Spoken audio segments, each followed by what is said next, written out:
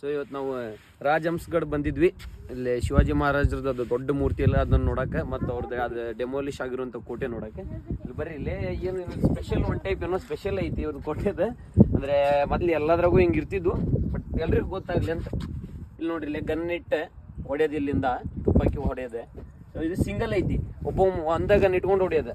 ಅದೇ ಈ ಕಡೆ ಬಂದ್ರೆ ಐತಲ್ಲ, ಇದು ಕೆಳಗಡೆ ಏನೈತಂದ್ರೆ ಯಾವ್ರ ಅರ್ಧ ಹತ್ತು ಬಿಟ್ಟಿರ್ತಾನ, ಕೆಳಗೆ ಇನ್ನ ಏನು ಹತ್ತ ಬಿಡ್ತಾನ ಅನ್ನೋ ಗಟ್ಲೆ ಹಿಂಗೆ ಬಿಡೋದು. ಅಲ್ಲೇ ಬಾಜು ಪಕ್ಕ ಅನ್ಸ್ಬಿಡೋದು, ಅಲ್ಲೇ ಬಾಜುನ ಅವನ ಕುಂತ ಎರಡು ಕಡೆನೂ ಆಪ್ರೇಟ್ ಮಾಡ್ಬೋದು. ಇಲ್ಲೇ ಹಿಂಗ ಮುಂದೆ ಬಂದ್ ಕೂಡ್ಲೆ ಇಲ್ಲೊಂದು ಮತ್ತೆ ಸ್ವಲ್ಪ ಡಿಫ್ರೆಂಟ್ ಐತಿ. ಇಲ್ಲಿ ಏನೈತೆ ಅಂದ್ರೆ ಬರ್ರಿ, ಇಲ್ಲಿ ಪ್ರಕಾಶ್ ಅವ್ರ ಒಳಗೆ ತೋರಿಸಿ. ಇಲ್ಲಿ ಈ ಕಡೆ ಒಂದ್ ಐತ್ರಿ, ಈ ಕಡೆಯಿಂದ ತೋರಿಸ್ರಿ. ಇದು ಒಂದ್ರಾಗ ಎರಡು ಗನ್ ಇಡಂಗ ಐತ್ರಿ. ಈ ಕಡೆ ಒಂದ್ ಐತಿ, ಈ ಕಡೆ ಒಂದ್ ಐತಿ.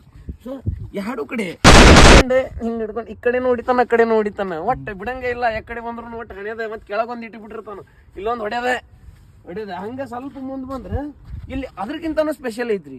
ಇಲ್ಲಿ ಏನೈತಂದ್ರೆ ಇಲ್ಲಿ ಒಂದು, ಈ ಕಡೆ ಬರ್ರಿ, ಇಲ್ಲಿ ಎರಡು, ಅಲ್ಲಿ ಇಲ್ಲಿ ಮೂರು, ಇಲ್ಲಿ ಮೂರು ಗನ್ ಇಡದ. ಮತ್ತೆ ಇದನ್ನ ಇದನ್ನ ಫಿಕ್ಸ್, ಇಲ್ಲಿ ಕೆಳಗೆ ಇನ್ನೊಂದು, ಇದನ್ನ ಹಾಕ್ನೇದ.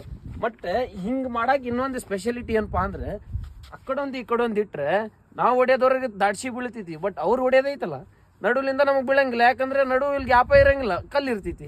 ಸೊ ಹಿಂಗೆ ಉಳಿಸ್ಕೊಳ್ಳೋದು.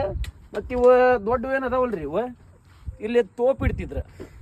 ಇಲ್ಲಿ ದೊಡ್ಡ ತೋಪಿಟ್ಟ ಹಂಗೆ ಇಲ್ಲೇ ಹಿಂಗೆ ಹೊಡ್ಕೊಂತಾನೆ ಈ ಕಡೆಯಿಂದ ಚಸ್ ಅಂತ ಹಚ್ಚಿಬಿಟ್ರೆ ಸತ್ತಾವ ಮುಂದೆ. ನಾವು ಮುಗಿದ ಕೆಲಸ, ಕೇಳ್ಕತ್ತಂ ಪೈಸಾ ಹಜಮ್.